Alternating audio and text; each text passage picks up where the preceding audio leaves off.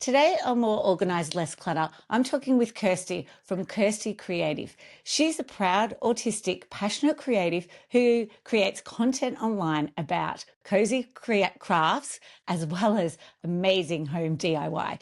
She is today going to inspire you to be more playful, creative, and sustainable. Welcome, Kirsty. Thanks for having me. I'm so excited to be here. Oh no, your Instagram page is amazing. It's such a beautiful place to go and have a look and just feel inspired and just love your projects that you're sharing, especially around your own house and that bathroom.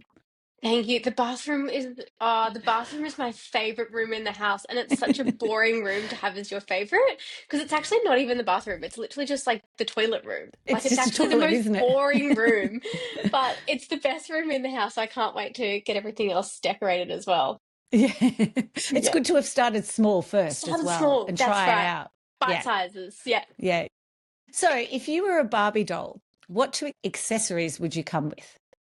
I feel like I would come with a paintbrush kit, one that's small for doing art, and then also a big paintbrush for painting the walls in my house. And my second accessory would be a bedazzled book. Specifically, I want it to be bedazzled and beautiful. And Yeah. and for journaling, or what would you use it I for? think it'd be like a novel, some kind of like cute storyline, maybe like a queer love story.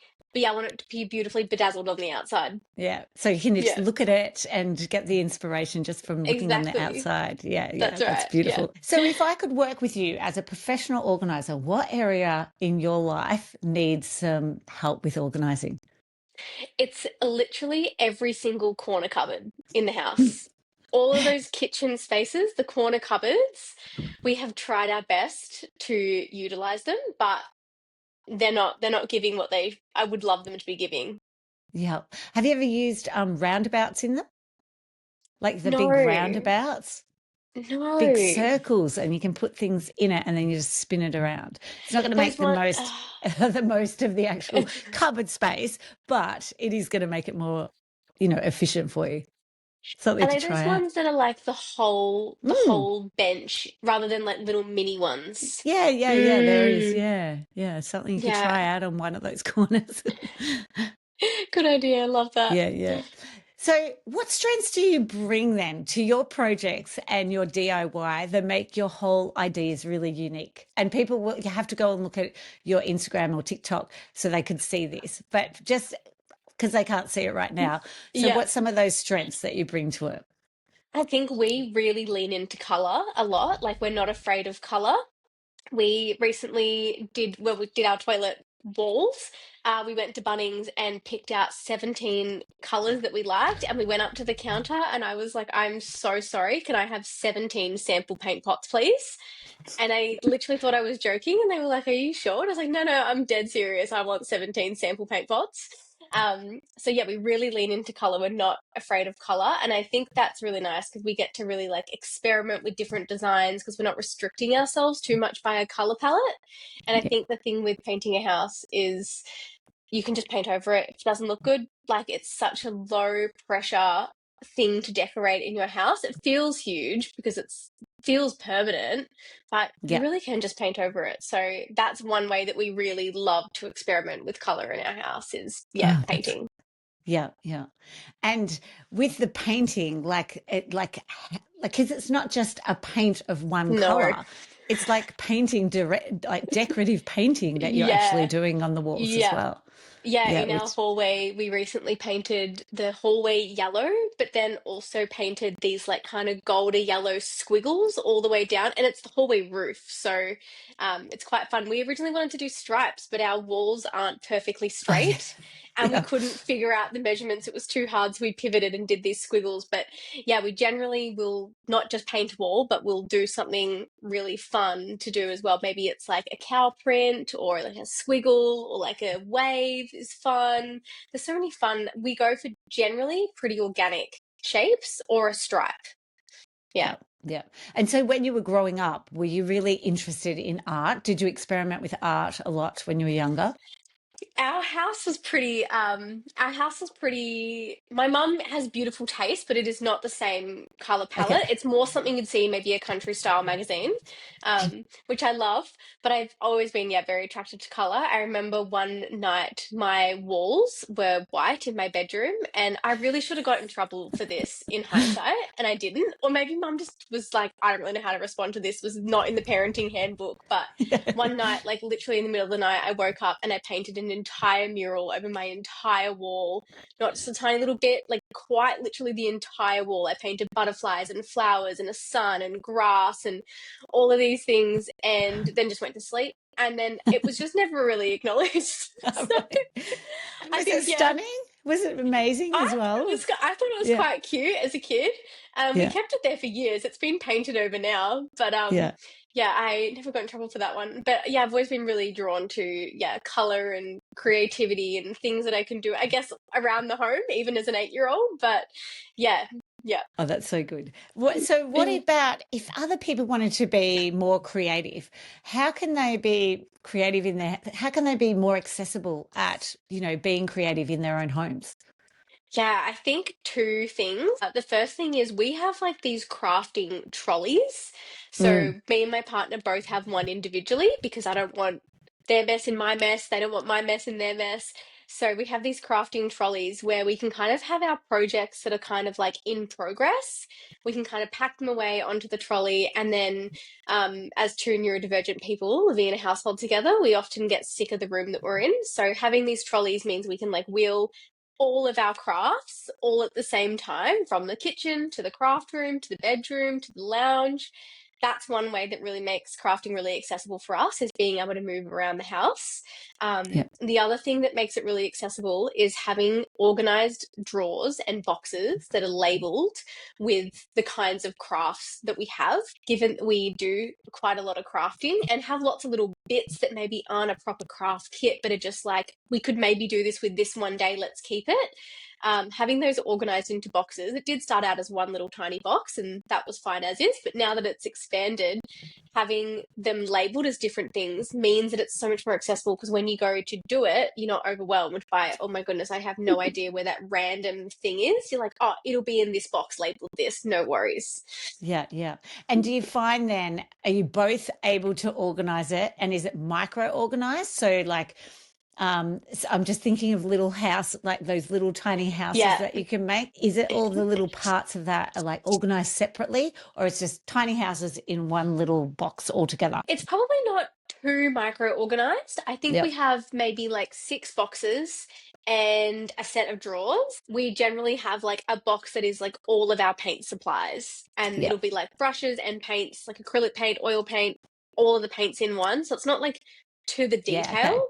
okay, yep, Or we have like a box that's more like craft kits that we've purchased. So it's got like an embroidery kit I purchased, it's got a knitting kit that I purchased. yep, So they're kind of all kept together. And then there's like beading in another box. So it's not too micro where it's like, glass yeah, beads, yep. seed beads. It's more like beading. And it contains wire cutters, it contains the, wire, the thread. It kind of has it all in one. Yeah. Yeah. And so are you both good at putting that back when you're finished, or you have to wait till the project's completely finished before you put it away? I think I'm definitely a little bit better at putting it away than my partner. Yeah. But we generally will keep a project out if we're kind of in the middle of it and it's a long one. Yeah. Ideally, if we can kind of put it onto our trolley in the meantime. I'm bedazzling a book at the same time that I'm beading some flowers at the moment, and I'm also doing a diamond painting. That's too many things to have out at one go. The diamond painting stays out on the table because it's too big to put away, but the beading for my flowers and the bedazzling of my book, I put them back into my trolley when I'm done with the session. Yeah. Yeah. I think that's such a key thing is the trolley to be able to It's move it so good. around. Yeah. And I Yeah, and have used because that with clients. Yeah. we both are kind of doing different crafts at the same time, it doesn't probably feel too overwhelming if I left my own crafts out. But if Atlas was to leave their crafts out and then I go into the craft room and do crafting, but their stuff's out, then it's a little bit Yeah. overwhelming. So I think when there's two of us in the same space, like maybe if there's two kids that are crafty, or, Mm. two housemates or two partners, if you're both kind of doing it and both creating the mess, it's kind of double the mess. So having that little trolley to put your part away really helps the other person have the Yeah. accessibility when they go to do it. So I think that's been really helpful for us. Yeah. And just, I suppose, also giving you that space to actually do it on a table, but you've got the trolley Yeah, there with all the supplies and not taking up exactly. all You don't that have to like creative keep space. standing up. Yeah. Yeah. Yeah, yeah, Yeah. that's another thing too, isn't it? You can Yeah. actually stay where you are and be Yeah. able to easily grab it. Stay in the zone. Yeah. Yes, yes. I'm just thinking if I had to get up and go to get something, I'd forget and I'd be doing the 100%. washing Then I'd maybe wander instead. off. Yeah. Yeah. So, how do you come up with your creative ideas? I think a lot of it is just really experimenting and exploring and play. I think coming up with creative ideas is really like from experiences that I do. Like there's I'm not really a sentimental person, but I do like to kind of reflect a lot. So if we do something together, it's quite nice to maybe do a junk journal page about it, and that Oh, kind yeah. of allows me to explore what were the favorite things that I did about it, or maybe if we went somewhere, what was the music that we were listening to in the car on the way there? Like, I kind of like to reflect on the things that I'm probably going to forget. So I know that when we painted our first wall in the house a year and a half ago now, I remember that we painted the wall, but I knew I was going to forget that we were listening to this really good album at the time, and that we, had this certain thing for lunch when we were doing it. And so I did a junk journal page and included those things that I knew we would forget, but kind of really takes you back to the moment. That really allows me to get creative. And then, social media, there is a world, like a never ending world on social media of ways to get creative. So I have folders on both my Instagram and my TikTok where I save ideas too. So if I'm like, oh, I really want to get creative, I've got nothing new, I can go back through there, see what other people have done, get re-inspired all over again. And I think that is really helpful, having somewhere that you can kind of go back to. Yeah. And then I think the other way that I kind of like to be creative is whenever I need something, I try and like pause for a moment and think, could I just simply make it? And I think I have this desire for my life to be like colorful and whimsical. And if you make it, it like inherently is going to be more that. So, yeah, I started this new job recently and I was given a key for the office. And that key's just been sitting in the bottom of my bag. And I know for a fact I'm going to lose it. So I've been thinking, oh, I need to buy a keychain, need to buy a keychain. And then I was like, I can just simply make a keychain. I'm sure I've got stuff to make a keychain. So this weekend I'm going to be making a That's your keychain plan. with my beads and maybe some ribbon. Like, leaning into like, what do you need? Can you just make Yeah. it with what you've got? And if you're a crafty person with just like stuff, probably. Yeah, yeah, So, yes, and yes. And a lot of my clients are crafty people, and they yeah, always have those little parts that you could make anything. yeah, exactly. That's right. And lots of things can cross over as well, can't they? Like it's like, Yeah. because when I have done some categorizing with people, they're like, wow, that could go over here in Yes. beads, and then that could go Yes. over here in junk Yes. journal. And actually, I think let's just that's put it why, here. yeah. I Yeah. think that's why I don't like too micro detail of Yes. categorizing, because then I think you get like overwhelmed and stuck on like where does it go? And Yeah. also sometimes you actually end up losing it. Yeah, because if I have my wire cutters, I have them Yes. in with my beading because that's generally where I use it. But if I had just like tools, I don't know, when I went to use them for something else, I might not associate it with what I typically use it with. And yeah, Yeah. sometimes too detail categories can actually make it harder to put things away, harder to find things. So yeah, Yeah, definitely and I that. love working with people as to find out Hmm. how their brain would actually look for that item. Yes. What category would you want it in, and just the way people Yes. work. That's Yeah. really interesting to see. Yeah. Yeah, because I feel like everyone would be quite different, right? Yeah. Like it's, Yeah.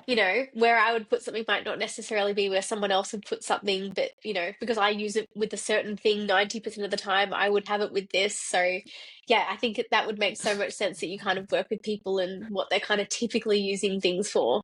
Yeah. So what Yeah. about if you've got a creative block, like, or most people say they've got a creative block. Yeah. Yep. What can they do?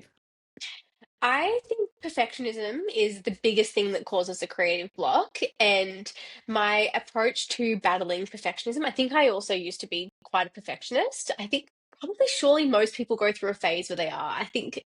I don't know anyone who hasn't struggled with that at least at some point in their life. And I think my cure to perfectionism is this idea of crap crafting, where my partner was quite a perfectionist when I first met them, and I taught them this like idea of crap crafting, and I've seen the evolution of them getting so much more brave with creativity. And the concept of it is like you try and make things that are like, quote unquote crap, but like Yeah. it's more about like just make anything, make bad art.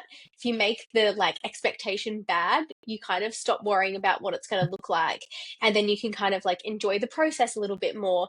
And I think because you're not worrying about the end goal over time, that practice kind of allows you to make good art because you learn the skills that most things aren't permanent. You know, you paint something and you hate it. Cool. Paint over it. No worries. Like Yeah. it'll dry. Paint over it again. Like that's not a big deal. Or, you know, you doing a beading project, maybe you muck it up. No worries. Unthread it. Like that's cool. No worries. You're knitting, you drop a stitch. Cool. No worries. Go back and Yeah. undo your stitches. Like most creative projects are pretty, and home projects to a degree, I guess, are like relatively not permanent. So I think by crafting, you kind of learn that skill. The other thing that you really learn is that like when you're kind of crafting and you make a mistake, it's so much easier to be like, oh, maybe I'll just do this thing instead. And you kind of work with it. You kind of go with the flow a little bit more. And then sometimes you end up creating things that you didn't really set out to, but like you end up loving them. And I Yeah. think when you have this perfect idea in your mind, you lose the ability to end up somewhere else. And I think that's a little like sad. Like it's really nice to kind of be like, oh, I'm actually just going to go with the flow.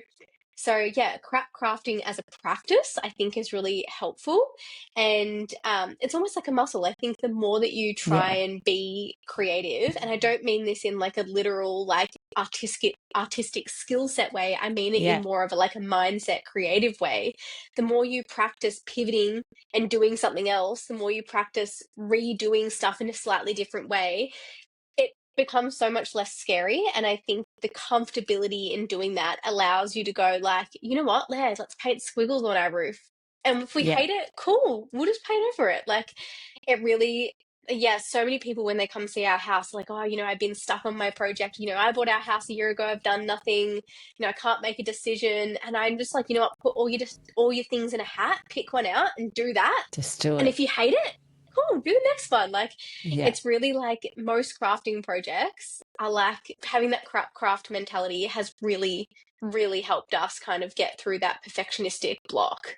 I love that because it's also, I see these when I'll go to people's home and I'll be like, I don't know, we can just put these drawers in the wardrobe and then we Yeah, could put this here instead. And they're like, oh, I never thought of doing that. And it's like, totally. we can always take it back. It's You not can take permanent. it back. You can Yep. always move it back. Let's just try it and see Yep. how it goes. Yeah. Yeah. Yeah. And then So it's just feel funny. it It does out. go on with people all through their lives, all parts of their lives, Yep. isn't it? It's not just craft, Yep. but I do see it just that it's like, oh no, I've never thought of, even the coffee. It's like where the coffee maker, maybe Yes. it could be here and put your coffee underneath in this drawer. Oh, but that's where the Glad wrap and the alfoil and stuff would. Yeah. But Yeah, what but if it let's just didn't? move it. Let's put it somewhere Yeah. else. Yeah, yeah, yeah. Yeah, So yeah, it's you can great. just try it and like yeah, like things yeah, things like organizing, like it's just so unpermanent. Like you can Yeah, try stuff and like it's not a big deal. We too, a lot of people don't like it, but our top drawer in, you know how most houses have a set of four drawers and yeah, generally yeah, you've got yeah, your cutlery in your first one, then your utensils in the yeah, second one, and there's a pretty standard, I reckon 99% of houses follow that method. yeah. We started putting our spices in the first Oh, drawer nice. Yeah, with like all of the labels. They're all like beautifully labeled and we have a lot of different spices. So the whole drawer, like front to back, is spices. And most people hate it. Like they come over and want to use a spoon and they're just like, oh my God, I'm having a crisis. Where the heck are your spoons? And we're like, they're in the second drawer. And we've oh, even had yes. people say that they've been like, I'm going to like actually break into your house and swap those drawers around. It bothers me so much. And it was a bit weird when we first did it for sure, but now we love it because we just keep that drawer open while we're cooking. And Yes. we Oh, we use those spices so much more than we use the cutlery. So you just keep the yeah. spice drawer open and then you can just grab more spices, put them back. Like we love it. I don't Oh, but that's yeah, a great a lot idea. of See, people that's looking at that functionality and doing it. uh-huh. Because imagine if you had to have the second drawer open with the Yeah, spices, you'd it's have to too like lean low. down. It's too Yeah, low. Yeah. I love it. I love those when you change things around and just try Yeah. something different. Just try Yeah, it. that's a great tip around the crap craft. And the thing is, I do see with creatives that they do that because they'll keep a picture a canvas, and I'll be like, oh, do you want this? And they're like, oh yeah, I'll just paint over it and I'll be doing something else on it. So Yeah. yeah, they just look at, yeah, I tried it, I didn't really like that, but I'll keep it and do something Yeah. else over it another time. 100%. So many of my paintings have like 4 to 5 paintings underneath those paintings. Yeah.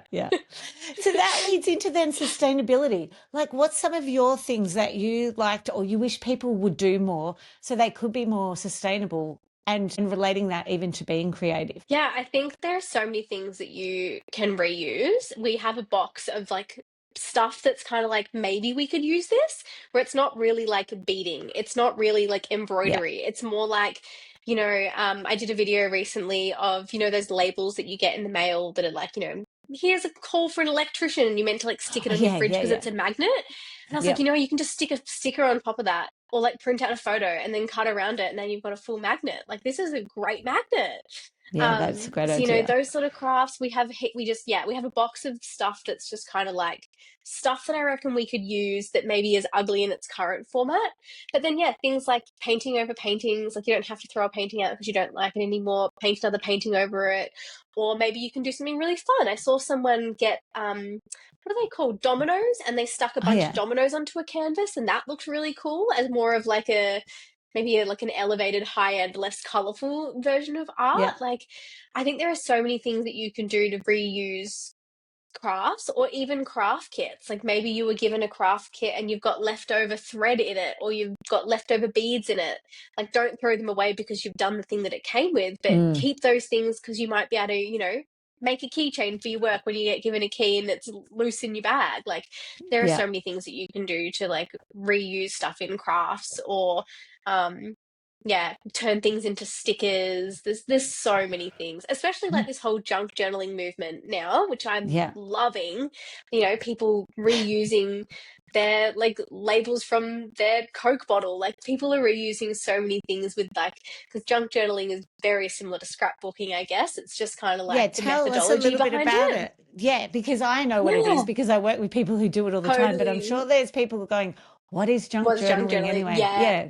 Yeah, so I think like the background where like junk journaling came from is scrapbooking, which, Yeah. historically I had a scrapbook growing up, and I think a lot of people did, where you'd cut out photos and maybe you'd buy stickers and you'd buy like really pretty paper and you'd Yes. buy things to put in this scrapbook to make it beautiful.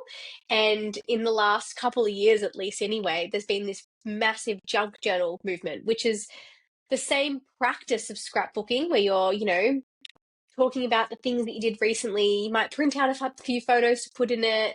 But then you also use things that, encompassed your day. So say you went out and you went to the movies, instead of just saving photos from the movies and maybe your movie stub, maybe you also keep, was there a coaster there that you put your drink on? Maybe you keep the coaster. Or maybe you had your receipt from something that you purchased and you stick that in. Maybe the background is, maybe on the way home you got some McDonald's and it came in one of those brown paper bags, and you cut out the McDonald's logo and you stick that as your background. So yeah, the junk journaling movement is, rooted in scrapbooking and wanting to reflect and make things look beautiful, but it's kind of like, don't buy the stickers. How can you make a Yeah. sticker? How can you use the bags that your like food came in? Or yeah, people like peel off the like Coke, or like, I don't know, we drink Coke as our soft drink of choice in this house, but how do you peel off Yeah. the Coca-Cola like label on the plastic bottles and use that? Or when we get boxes, like cereal boxes or biscuit boxes or anything like that, I cut out the letters and I keep all the Oh, yeah. letters in a one of those like 24 compartment things. So I've got like a thing of A's where I've cut out, so less is going in the recycling and we use it for crafting. There's so many things like that where Yeah. you can, yeah, reuse what you've kind of got around the house. I love that about that, the scrapbooking, how it's changed, and it's, Yeah, using what we have rather than going out and having to buy I love all it. this stuff. It's reusing what we already have within our homes. 100%. Yeah, love it.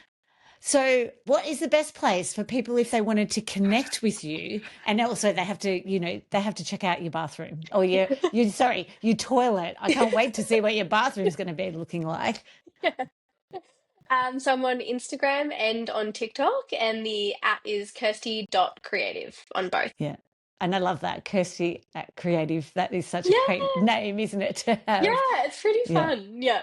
Thank you so much for your time and sharing with us ways that people can get motivated and creative in their own homes, and also even reusing things around the house. You're so welcome. Hopefully, someone feels inspired to, paint some squiggles on their roof or start Yeah. small with a keychain. Yeah, definitely, definitely.